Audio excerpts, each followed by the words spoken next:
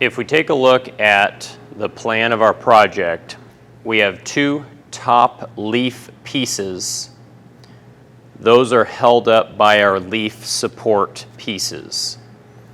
The leaf support pieces need to be able to swing so we can put those leaves down.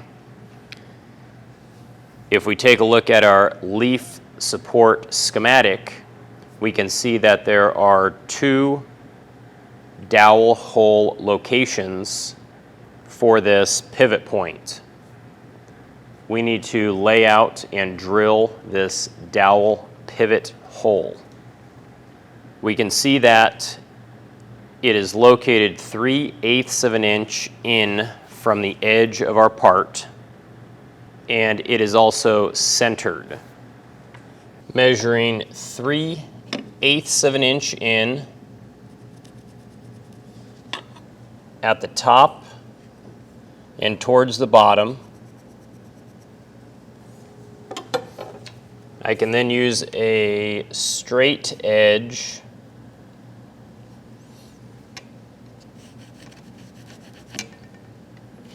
to identify my drill location.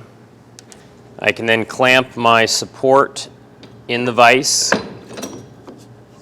and I can see that 3/8 inch mark on the face of my board. Now, prior to drilling, I need to get a drill guide and a 3/8 inch drill bit. By inserting the drill bit into the drill guide, I can determine how far I'm going to drill.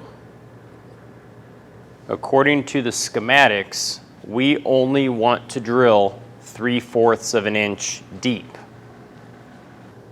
So using a ruler, I'm going to set the depth to 3/4 of an inch, and I'm going to wrap a piece of tape around the shank of the bit so I know when to stop drilling. I'm then going to install my drill guide and line up my 3/8 inch drill location with my mark. I can then drill my first hole.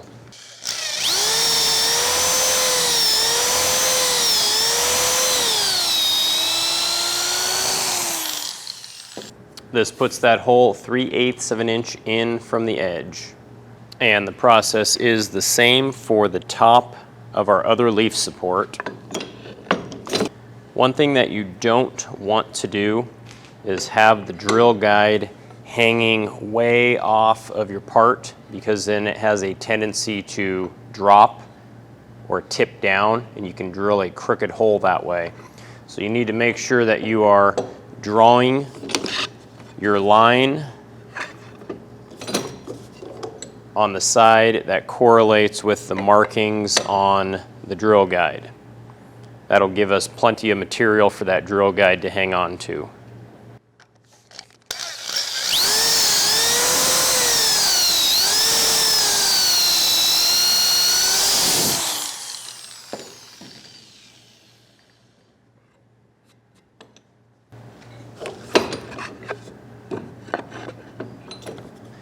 One of the challenges with the bottom edge of our leaf support is there's not much material for our drill guide to hang on to. So it makes it very difficult to drill a perfectly parallel hole to the edge of our board.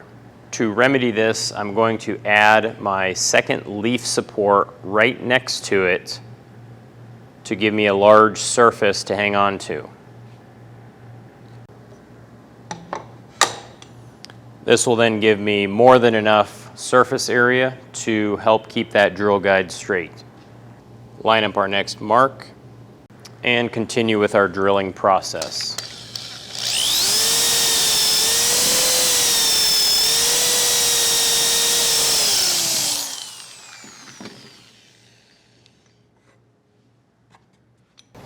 And that process can be followed for the last hole location.